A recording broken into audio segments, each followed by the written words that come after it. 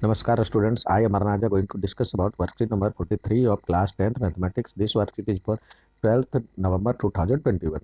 Our topic is pair of linear equation in two variables. Revision, that means chapter 3 का revision चल रहा है. अब लीनियर इक्वेशन क्या किसको कहेंगे? जिसका पावर एक हो उसे लीनियर इक्वेशन कहते हैं.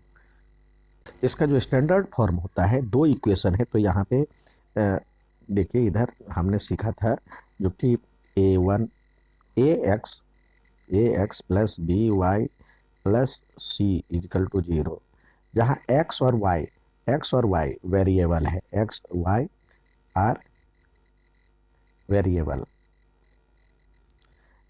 ए b and c are real number.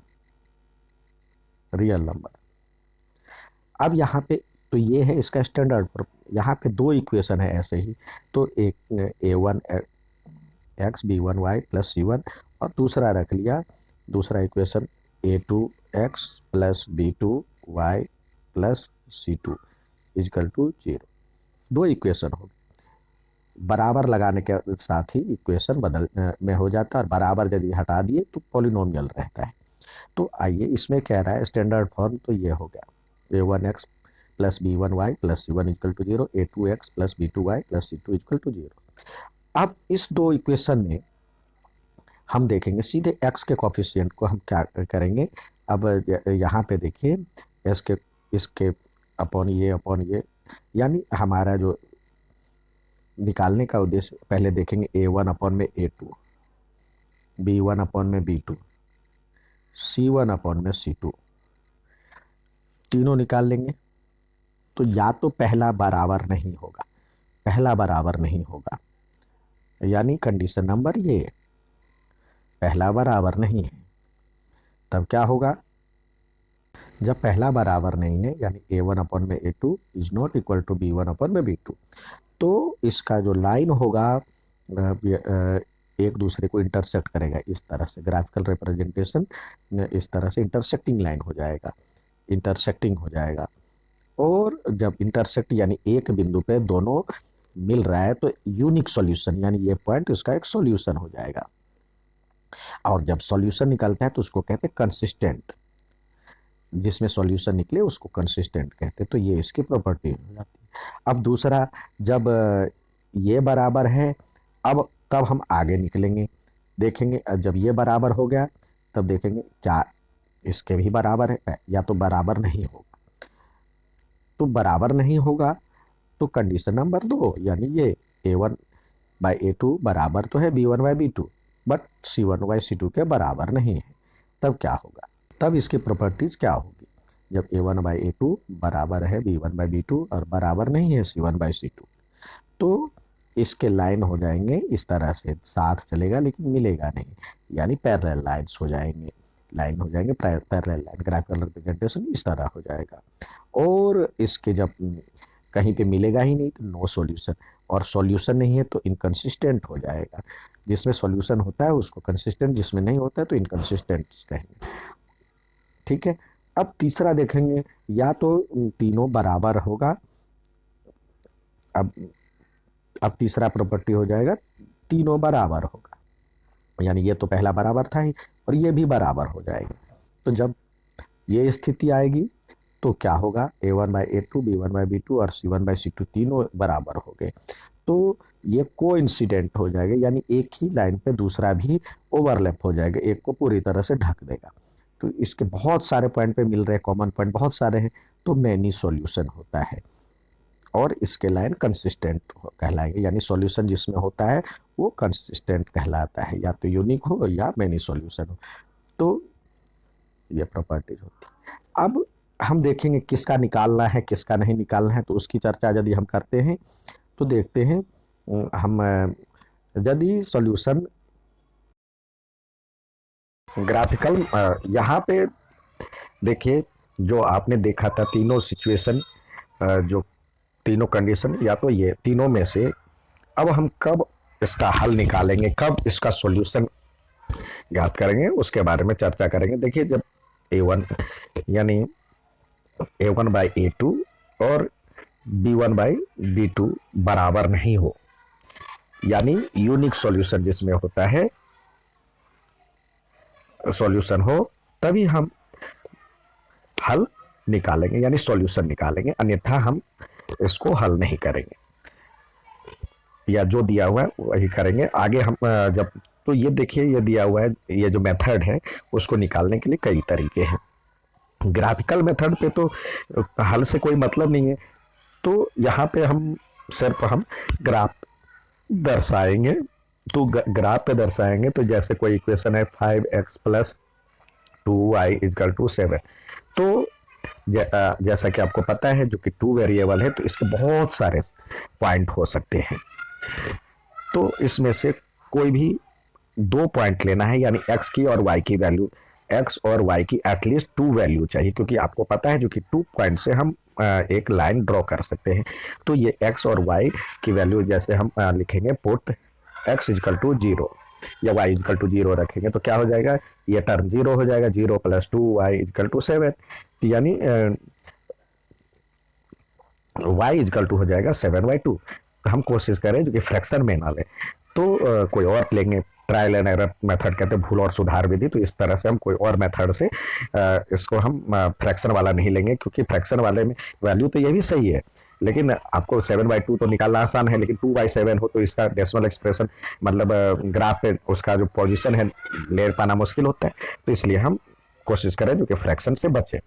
तो मैक्सिमम मिनिमम 2 वैल्यू लेकर के हम ड्रॉ करेंगे। Find 2 solution for x and y, x और y के कम से कम 2 सॉल्यूशन आप निकाल लेंगे।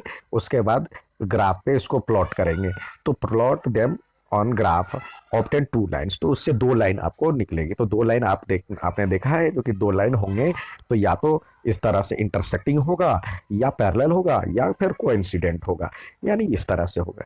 तब आप find the solution by observing the behaviour of the 2 lines obtain as status 7। अब आते हैं सब्स्टिट्यूटिंग मेथड। सब्स्टिट्यूटिंग मेथड जो है सब्स्टिट्यूट करना है, यानी एक के बदले दूसरे को रखना है। तो ये कैसे आता है, अब देखिए जैसे हमारे पास 2 इक्वेशन होगा, 2x, कोई इक्वेशन ले लेते 2x plus y is equal to 3 है, और एक और ले लेते हैं 3x plus 2y is equal to 7। तो 2 इक्वेशन बन गए। अब हम क्या करें, कोई इसको एक और इसको 2, हम किसी एक में, मान लीजिए एक में ही हम y के बदले या x के बदले y इधर रखे, दूसरे को उधर लेके, तो ये हो जाएगा 3 - 2x। अब इसको हम सही तरह से एक के रूप में दूसरे को y इजकल टू 2, ये हो गया 3 - 2x। तो ये y की वैल्यू अब यहाँ पे रख देंगे तो एक ही टर्म में आ जाएगी। ये अब 2 वेरिएबल वाला ना हो करके 1 वेरिएबल वाला हो जाएगा, 1 वेरिएबल से यूनिक सॉल्यूशन निकलता है। तो इस तरह से इसका y का वैल्यू x का वैल्यू आ जाएगा, यानी ये हो जाएगा 3x प्लस 2 और y के बदले 3 - 2x रखेंगे इजकल टू 7। इस तरह से x का वैल्यू आ जाएगा यहाँ पे। अब x का वैल्यू जो आ जाएगा तो आप y बराबर जो रखे हैं उसमें या किसी एक इक्वेशन में उसका वैल्यू रख करके आप उसको निकाल सकते हैं। तो यही दिया हुआ है, mark them 2 equation as first and second, express unique solution, express equation 1 in term of one of the variable x और y, या तो x के टर्म में या y के टर्म में, जैसा कि हमने यहाँ पे निकाला है, यहाँ पे y के टर्म में निकाल दिया। अब इसको कहता है जो put the value of variable obtaining from equation 1 in equation 2। अब इक्वेशन 2 में रखें, इस तरह से 1 वेरिएबल वाला हो जाएगा, 1 वेरिएबल वाला हो जाने के बाद इसका वैल्यू आ जाएगा। अब ये वैल्यू आ जाने के बाद पहले वाले इक्वेशन में पुट करके इसका वैल्यू दूसरे का भी निकाल लेंगे। अब आते हैं तीसरा मेथड है। तीसरा मेथड है एग्जामिनेशन एलिमिनेशन मेथड। इसमें क्या होता है, जैसे हमने लिया 2x plus 3y is equal to 7 और x plus 2y is equal to 5, तो 2 इक्वेशन हो गए। तो किसी एक के कोफिशिएंट को इक्वेट करेंगे, यहाँ पे 2 है, यहाँ पे कुछ नहीं है, तो इसका मतलब 1 है। तो हम किसी एक को दूसरे से ये कोफिशिएंट बराबर करेंगे, या तो ये 3 2 जा 6, यहाँ पे इसको 6 बनाएंगे, इसको 3 से करें, इसको 2 से करेंगे, तो पूरे इक्वेशन को करना होगा। तो इस तरह से किसी एक को जैसे हम यहाँ पे बराबर करते हैं, तो हम एक्स का टर्म बराबर करेंगे, तो हम लिखेंगे इक्वेशन 1 को, तो किसी से नंबर की से जरूरत नहीं है क्योंकि यहाँ पे 1 है, इसको 2 से कर देंगे तो पूरा, तो ये इक्वेशन 2 को 2 से मल्टीप्लाई में। अब यदि सेम साइन हो, यानी यहाँ भी प्लस है यहाँ भी प्लस है, तो यहाँ पे माइनस करेंगे, तो अब ये हो जाएगा 2x प्लस 3y पहला वाला इक्वल टू 7, और दूसरे को 2 से कर रहे हैं, तो ये दिया हो जाएगा 2x प्लस 2 2 जा 4y इक्वल टू 5 2 जा 10। अब सबका साइन चेंज हो जाएगा, माइनस कर रहे हैं तो नीचे वाला का साइन चेंज हो गया, ये कट गया, ये बचा -y और ये बचा -3, माइनस से माइनस कट जाएगा, y इक्वल टू 3। अब y की वैल्यू x में रख करके आप निकाल लें, y की वैल्यू x में रखेंगे तो सॉरी इक्वेशन 1 में रख करके y की वैल्यू आपके पास 3 आया, तो put y equal to 3 in equation 1, या इक्वेशन 2 में भी कर सकते, तो यहाँ पे 2 है, तो 2 और 3 जा 6 प्लस 3y इक्वल टू 7, तो ये आपके पास आ जाएगा 6 प्लस सॉरी एक्स की वाई की वैल्यू आया था, तो वाई की वैल्यू हम रखेंगे, ये हमारे पास हो गया, देखिए 2 और x था 2x प्लस 3y, 3 को y से मल्टीप्लाई करेंगे, y की वैल्यू क्या आया था 3 इक्वल टू 7, तो ये 2x प्लस 9 इक्वल टू 7, तो 9 equal to sorry 2x equal to हो जाएगा 2, यहाँ पे 2x इक्वल टू हो जाएगा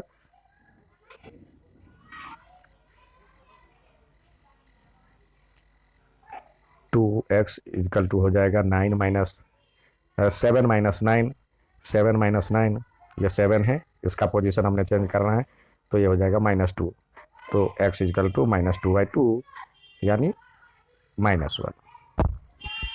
तो इस तरह से x और y की वैल्यू आ गई। तो यही कह रहा है, यहाँ पे कह रहा है observe the coefficient of one of the variable in both equation, multiply both, तो हमने मल्टीप्लाई कर लिया, that variables get eliminated and we get the value of other value.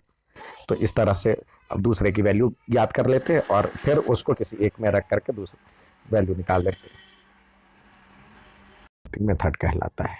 अब ट्राई और सेल्फ के अंतर्गत दिया हुआ है, यहाँ पे देखिए पहला सवाल दिया है, इसमें कह रहा है जो कि ये और ये x और y सॉल्यूशन है इसका, तो यानी इस इक्वेशन में x का वैल्यू ये रखें और y का वैल्यू ये रखें, तो क्या हो जाएगा, यानी x का वैल्यू हमने रखना है, देखिए यहाँ पे 2 और x के बदले रखेंगे 3m और +1 और y के बदले +4 इक्वल टू 3 हो जाना चाहिए, तो ये हो जाएगा 6m प्लस 2 1 जा 2 और +4 इक्वल टू 3, तो आपके पास क्या हो जाएगा 6m प्लस 6 उधर आ करके 3 और ये +6 से -6 हो जाएगा, तो 6m बराबर हो जाएगा -3, तो m बराबर क्या हो जाएगा, m बराबर हो जाएगा -3/6 यानी -1/2। दूसरा कह रहा है फॉर वैल्यू ऑफ दिस, इसके नो सॉल्यूशन है, तो नो सॉल्यूशन के लिए क्या होता है a1/a2 और b1/b2, ठीक है, और is not equal to c1/c2, तो यहाँ पे देखे कौन सा दिया हुआ है, यहाँ पे 1 हो जाएगा, कुछ नहीं तो 1 और इसका k और बराबर 2/4, तो अब इसको बराबर करें, तो यह हो जाएगा 1/2, इसको सॉल्व करेंगे तो ये हो जाएगा 2 इक्वल टू k, यानी k की वैल्यू आ गया 2, k की वैल्यू 2 आ गया। नेक्स्ट सवाल देखते हैं। तीसरा सवाल आपके सामने दिया है, ये एक इक्वेशन है जो एक्स एक्सिस पे कहाँ काटना है। अब एक्स एक्सिस पे जो कोई पॉइंट होता है on x axis y zero होता है, वाई बराबर जीरो, तो वो पॉइंट हो जाएगा मान लो ए और जीरो, एक्स बराबर है या एक्स ही रखें, तो इसमें रखिए तो क्या हो जाएगा 2 और एक्स के बदले आपको कहता है जो कि ए रखें या जी एक्स ही रखना चाहे तो एक्स ही रखना है, तो 2x और प्लस 5y 5 और into zero plus 1 equal to zero, तो क्या हो जाएगा 2x और plus zero plus 1 equal to zero, तो x बराबर क्या हो जाएगा, ये इधर चला जाएगा -1/2। तो हमारे पास ये कह रहा है पॉइंट x की वैल्यू आ गई, तो पॉइंट क्या हो जाएगा -1/2 और जीरो, ये पॉइंट हो जाएगा। ठीक है, अब नेक्स्ट सवाल देखते हैं। नेक्स्ट सवाल आपके सामने दिया हुआ है, इसको कह रहा है x और y के रूप में वैल्यू निकाले, सॉल्व फॉर x और y, तो x प्लस वाई, और ये एक्स वाई है तो नीचे में भी एक्स वाई और यहाँ भी एक्स वाई डाल सकते हैं, तो ये हो जाएगा 2, और दूसरा एक्स माइनस वाई और इसके नीचे भी एक्स वाई और इसके नीचे भी एक्स वाई, तो यहाँ से वाई चला गया, यहाँ से एक्स चला गया, यहाँ से एक्स और यहाँ से वाई, और बराबर में ये 6 दिया हुआ, तो इससे क्या निकला 1/y plus 1/x equal to 2 और 1/y minus 1/x equal to 6। हम मान लेते हैं जो कि put 1/y equal to u and 1/x equal to v, then क्या हो जाएगा u plus v equal to 2 और u minus v equal to 6, तो दोनों में देखे कोफिशिएंट बराबर है, तो हम क्या करेंगे, इसको इक्वेशन 1 इसको 2 मान लिए, तो 1 प्लस 2 से क्या हो जाएगा u plus v equal to 2 और u minus v equal to 6, यह कट गया 2u इजकल टू 8, तो u इजकल टू 8/2 यानी 4। अब हमारे पास u की वैल्यू आ गई, अब इसी में हम माइनस कर देते हैं 1 माइनस 2 से, क्या हो जाएगा u plus v equal to 2 है और u minus v equal to 6 दिया हुआ, तो माइनस करेंगे तो ये जो माइनस था वो प्लस में हो जाएगा, ये कट गया 2v इजकल टू हो जाएगा -4, तो v इजकल टू -4/2 यानी -2, इससे आ गया -2। तो हमारे पास u की और v की वैल्यू आ गई। u बराबर हमने क्या माना था 1/y, तो और u के बदले क्या आया है 4, तो 4 इजकल टू 1/y, तो y इजकल टू क्या हो जाएगा, y इजकल टू हो जाएगा 1/4। इसी तरह x इजकल टू है sorry 1/x equal to b था, और v के बदले आया है -2, तो x इजकल टू हो जाएगा -1/2, तो दोनों की वैल्यू आ गई। ये था समीकरण। अच्छा लगे तो लाइक और सब्सक्राइब करें। धन्यवाद।